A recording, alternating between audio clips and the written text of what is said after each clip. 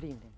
From Washington's hard deadlines on Ukraine peace talks in to London's controversial steel nationalization, today's stories reveal how Western governments are withdrawing their foreign and domestic priorities.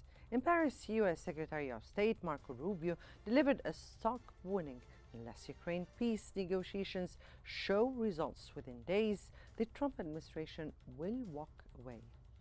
It's a pressure campaign that could upend Europe's hopes for diplomacy.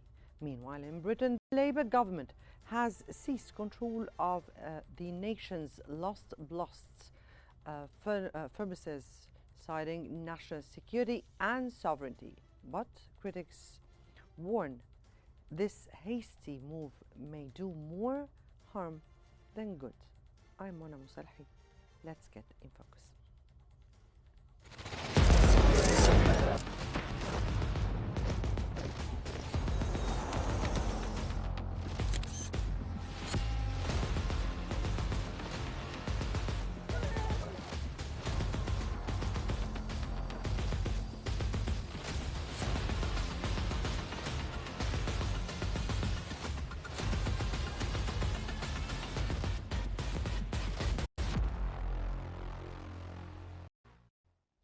Well, in Paris this week, the US delivered what may be its final push to end the war in Ukraine.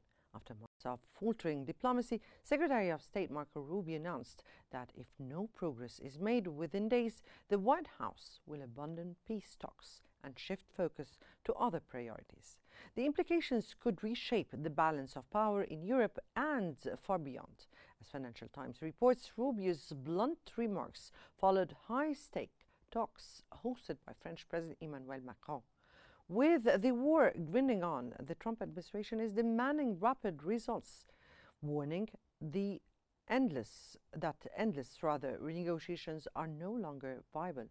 Yet, with major gaps between Russia and Ukraine and European leaders hesitant about Trump's tactics, the risk of diplomatic collapse looms large.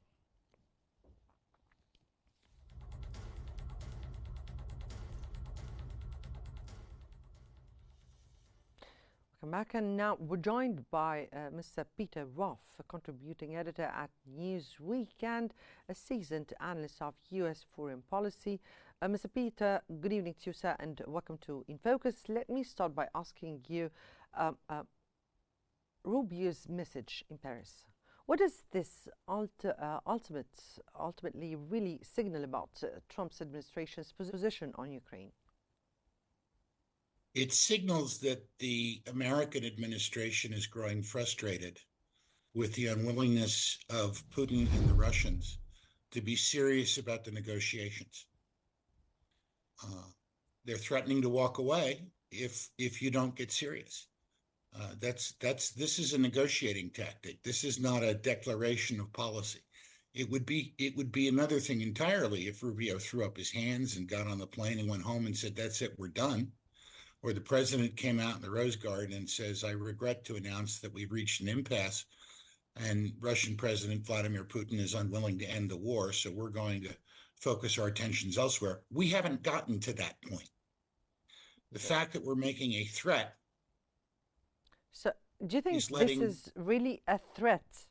Or could it be a kind of strategic bluff to pressure Kiev and Moscow, or a genuine that Washington is ready to step back from the conflict? I think all three are true, and all three mean the same things. I mean, we're arguing about semantics here. This is a tactic. This is, if you're not going to talk, we're going to walk. And anyone that's ever been involved in a serious negotiation understands that unless you're willing to walk away from the deal, and the other side understands you're willing to walk away from the deal, there's no deal to be had.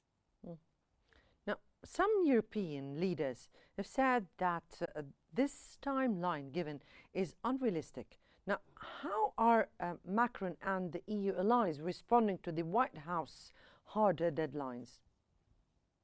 I think the European deadlines are unrealistically long. There is no reason for this war to continue a single day longer. It's in everyone's interests to see it come to an end, including Vladimir Putin's. And it needs to be demonstrated to the Russians why ending the war is in their interests. I don't think, frankly, that there's any doubt in Moscow about that. The question is, what are they going to have to give up if they're going to have to give up anything? Mm-hmm. If Washington and the Europeans could persuade Vladimir Zelensky and the Ukrainians that we could stop the war right now and the Russians get to keep whatever they have, war's over tomorrow. Mm-hmm. That's not a realistic expectation of the Ukrainians. Right, but Ukraine has agreed in principle to a 30-day ceasefire, but also insists on sovereignty and security guarantees. Now, is Trump's approach compatible with these demands, do you think? I think it's all compatible. That may sound odd, but I think all but the security guarantees are compatible. I think that there needs to be something other than NATO membership for Ukraine and an explicit guarantee of Ukrainian sovereignty. Remember, there was an explicit guarantee of sovereignty. In exchange for taking the nukes out of Ukraine, the Brits, the Americans, and the Russians promised to guarantee territorial integrity of Ukraine. Yes, Mr. Pitt, we have to go right now to Beirut, where Hezbollah Deputy Secretary General Sheikh Naim Qassem is delivering a televised address on the latest political developments and the party's perspective on Lebanon's national defense strategy. Now, his remarks come at a critical moment amid rising regional tensions. We'll get to that and we'll get back to you. التي تساند وتساعد هذا الجيش وتكون مقدمة لتقطيع الوضع الشعبي في مواجهة الاحتلال الإسرائيلي. إذن المقاومة هي ردة فعل وفي حال عدم قدرة الدولة اللبنانية بأن تقوم بنفسها بحماية الأراضي والمواطنين المحتلة. That we have to liberate the territory and the territory which extends to occupied Palestine, because this occupation is an aggression and it's an injustice against us and our brothers, and we must confront this aggression and liberate the territories. And the second consideration is national. The national consideration is that our land is under occupation, and this occupied territory is an inseparable part of the occupation that exists in occupied Palestine, meaning Israel is expansionist and it doesn't stop there in occupied Palestine. It wants to seize control of Lebanon as well. So we have two considerations, a faith-based consideration and a national consideration. Now, with all the Lebanese, we are with them in the national consideration, and we are unique in the faith-based consideration, but actually we have these two considerations as resistance. Usually the resistances throughout the world, take a look at them. What is it that they achieve? During the journey of any resistance in the world, they make some small achievements. They strike a group here. They liberate a small piece of land and then they leave it. And hence the achievements are small. They accumulate as time passes, and then the big liberation happens.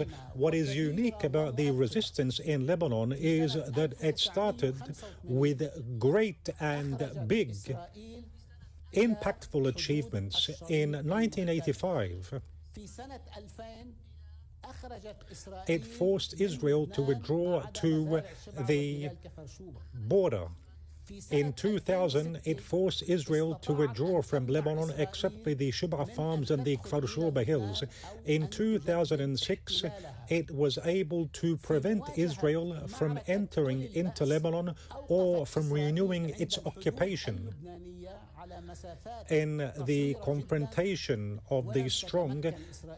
It stopped Israel at the border at very, very small distances, and Israel wasn't able to reach the Litani River, nor was it able to reach Beirut, nor was it able to achieve the goals which it wanted.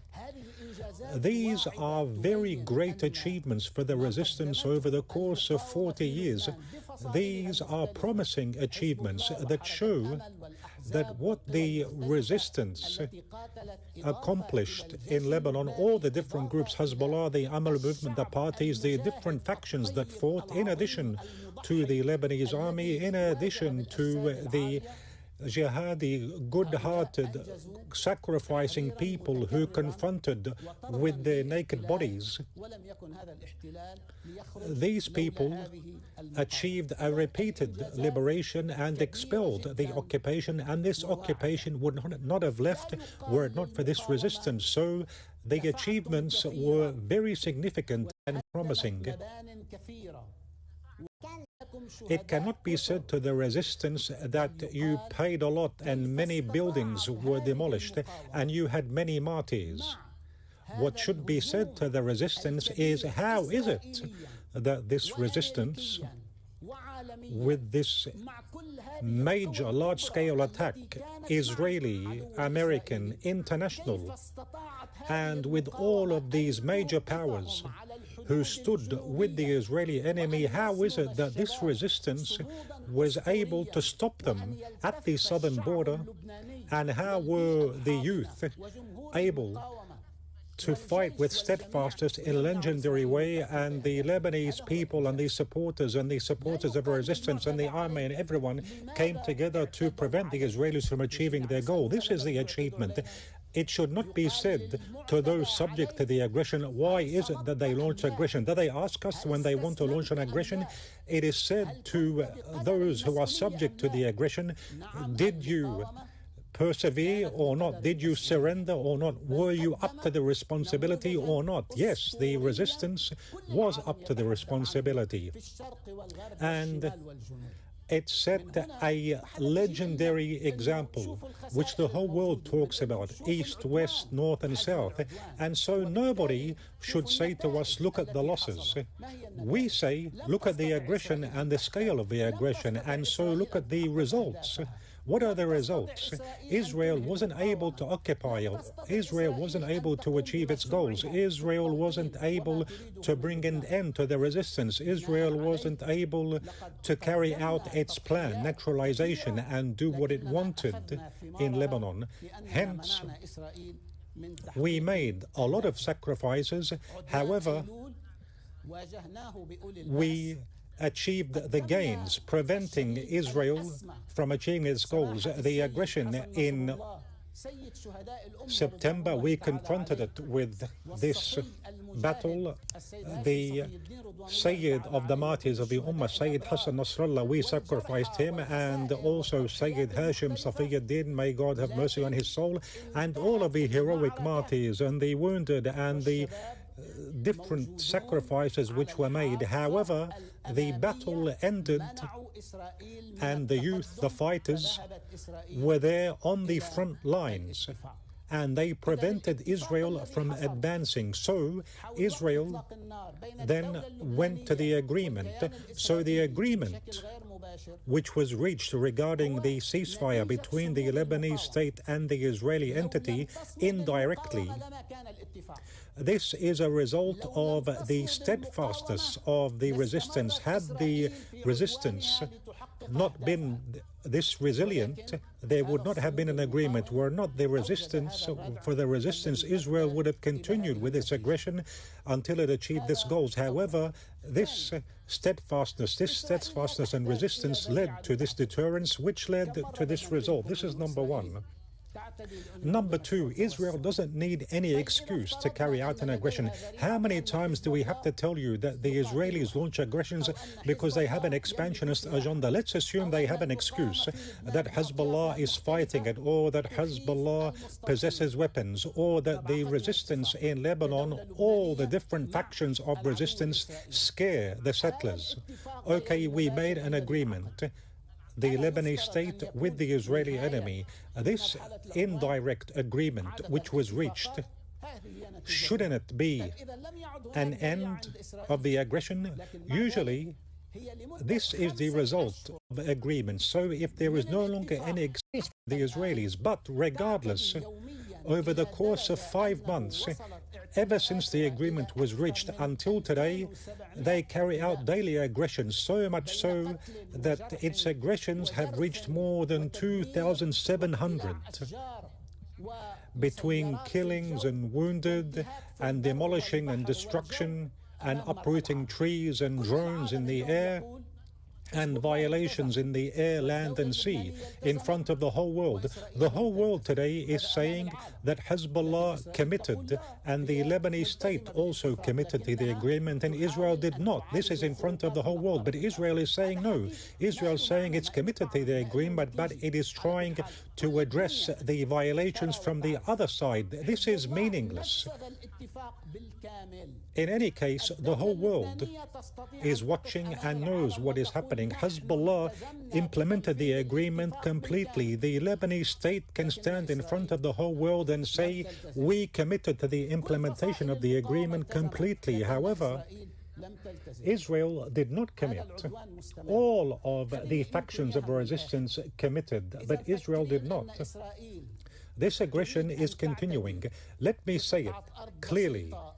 If you think that Israel wants to launch aggressions to seize control of a small piece of land or to make a small advance or to address the issue of weapons, then you're mistaken. Israel wants to occupy the largest part of Lebanon, the majority of Lebanese territories, to make it part of occupied Palestine and to build settlements on Lebanese territory. And it wants to use Lebanon in order to naturalize the Palestinians, whom it expels from the Israeli entity, from occupied Palestine. This is the Israeli project. Israel tried, my dear, Israel tried in 1982 when it reached Beirut. It remained 18 years occupying. So what is the excuse for this occupation for 18 years? The PLO left in 1982 and the Palestinians left. Why didn't Israel return? Because it wants to implement its project. It established the Lahad army, and it also put together projects to establish a region in southern Lebanon as a step to make it also part of it. Who prevented it? The resistance, the collaboration between the resistance army and people. This is what prevented it. Israel wasn't able, but keep it in mind, Israel is expansionist. It wants Lebanon. It wants to seize control of Lebanon. And here, when Israel speaks about disarming the resistance, it's because it wants to take away Lebanon's strength. When Lebanon no longer possesses any strength and when it becomes weak, Israel can come in at any time, can occupy whatever it wants. We're seeing the experience with the Lebanese state and along with the Lebanese army and the international support. When the Lebanese state complains that Israel is still an aggressor, it's still not implementing the agreement, what's the answer to the Lebanese state? They say, be patient, Israel is afraid, Israel wants you to disarm Hezbollah in Lebanon. Israel wants this, it wants that. Meaning, they try to use this to achieve the aims, and the superpowers help it, and the Lebanese state can't do anything. So are you requesting of us in such a position, and we reach a level or a stage whereby Israel can enter into all of Lebanon? No way. No way, this cannot happen. If anyone thinks that we are weak and that we'll accept what they say, they're very mistaken. He who confronted Israel can confront all those who stand behind and stand with Israel. And we don't care, whatever be the results, because we are the owners of the land, we are the owners of the rights, because we committed to our word. And we lived up to what we said. We and the Amal movement and all the resistance factions and the Lebanese state and the Lebanese army. But what did the other side do? If Israel thinks that it will achieve its goals, it's mistaken. As long as the resistance is present, and it will continue to be, along with the patriotic army, which rejects occupation, along with the Lebanese people,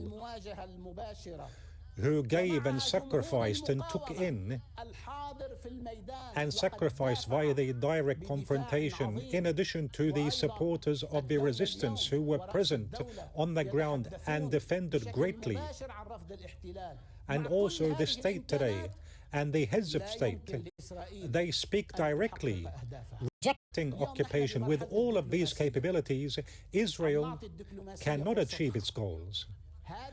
Today, we are in the phase of diplomacy. We are giving diplomacy its chance. This chance is not open-ended. One of the foreign ambassadors, I heard, he asked the person responsible for international relations, he asked, is it true that you have open-ended options? Aren't you afraid that Israel might carry out major operations, scare you? Can you deal with Israel? I'll say it. I know what the officials said. I'll say it publicly. We have options and we're not afraid of anything. And if you want to try, if you want to continue, and you'll see at the right time, which we decide. Today, we're no longer a group. Please listen, we are a people. We are a nation. We are territory. We are soil, blood, wounded, captives, martyrs. We are people whose heads are hung high. We are a real force. No one can defeat us.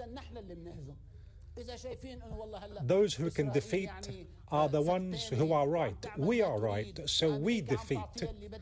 If you see now that Israel is out of control, doing what it wants, and America's giving it what it wants, how long can this continue? How long can it continue to operate in such a manner? Who said that we are going to be patient, whereby it will be able to achieve even some of its goals? Look, why is Israel killing one person, targeting one village, carrying out limited operations? It could have carried out a very large-scale operation. Why? It's also calculating. Don't think this is simple. It's true that we are practicing self-restraint with wisdom, because we know the right time. We know that there is a balance in the wins and losses, but we also want you to know we don't base our considerations on the losses and the gains. We base it on the stance. The stance is resistance, liberation, and preventing Israel from achieving its goals. If this happens today, tomorrow, after a certain period, but there is no other choice and there is no surrender at all. Number three, what's the problem today in Lebanon? I'm hearing statements and stances. One person says that our problem in Lebanon is we have to see how we can address the issue of the state, how it's structured. Others say we want to see how we can further enhance national unity. But there are people, unfortunately, there is one particular party and some voices in Lebanon. They always focus and say that the main problem is the arms of the resistance. Now, before, we used to hear that the arms of the resistance are obstructing the state and the building of the state. Isn't that what they used to say? And the problem with the weapons of the resistance is that it's preventing the completion of the state. Who contributed to building the state? Who contributed to electing the President of the Republic? Who contributed to forming the Lebanese government?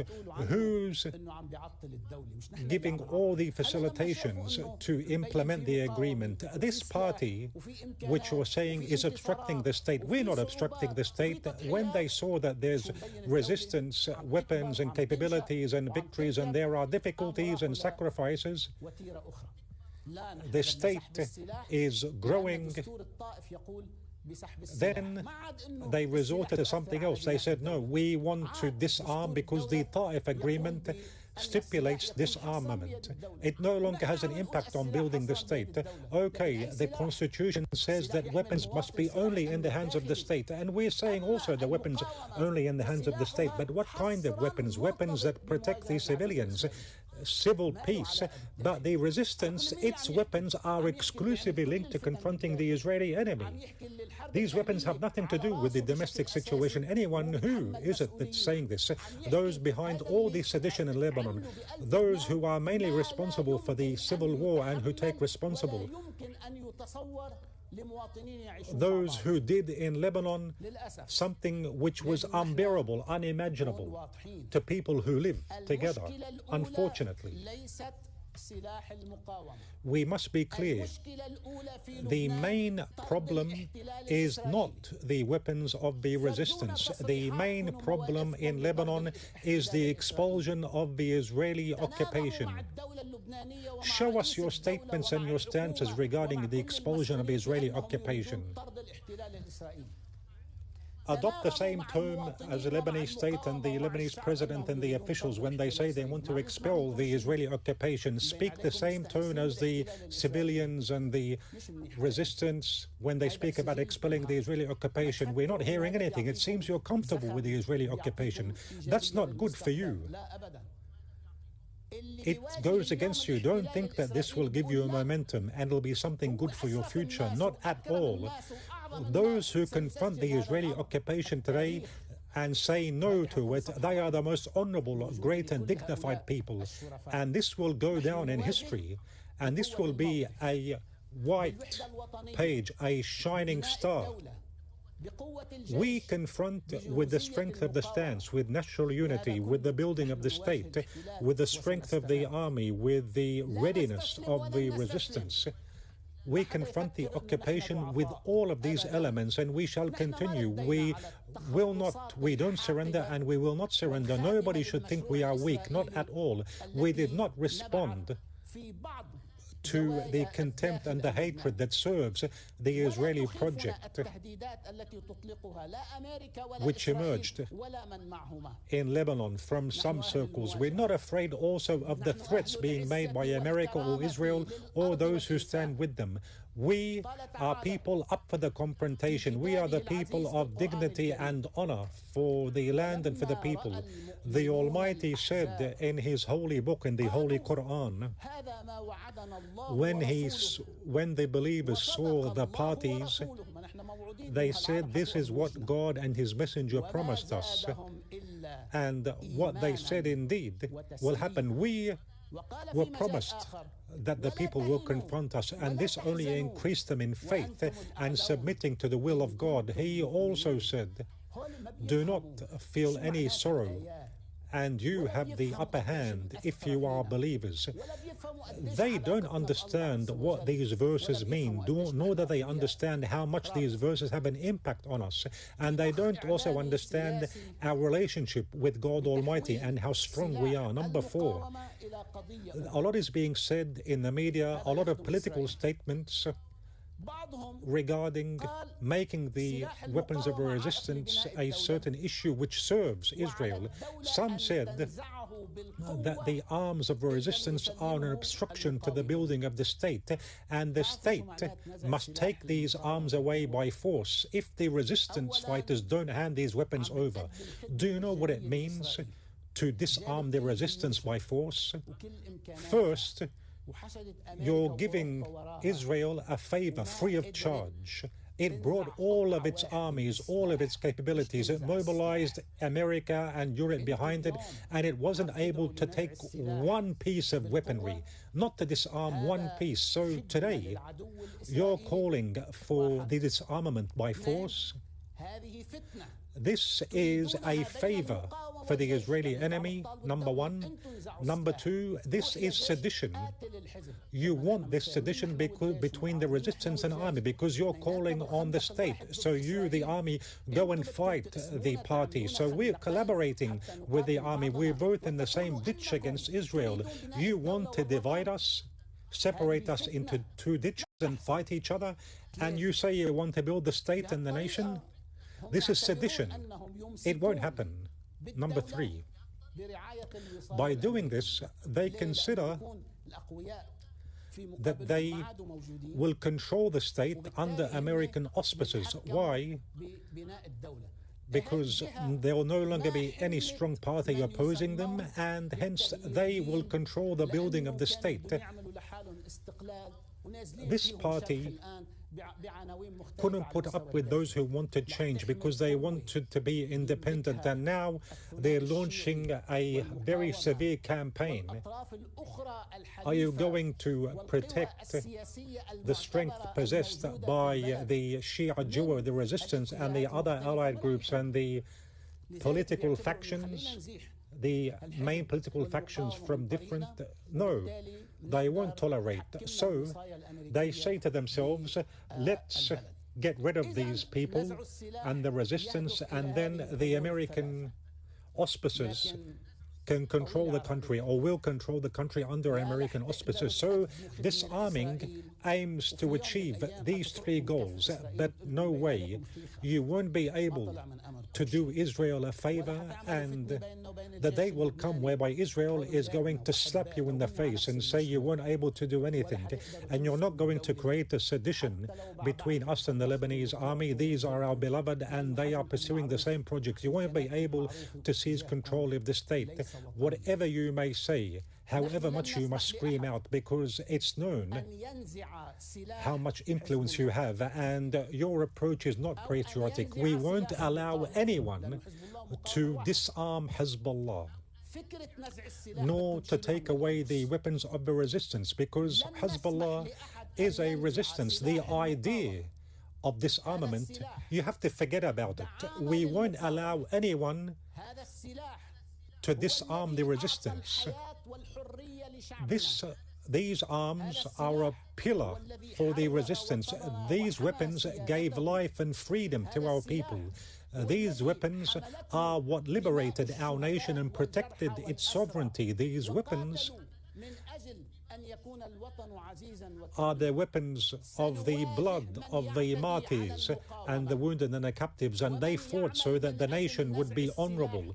We will confront those who launch an aggression against the resistance and those who strive to disarm according to the expressions they use, just like we confronted Israel, whether it be Israel or America or anyone affiliated.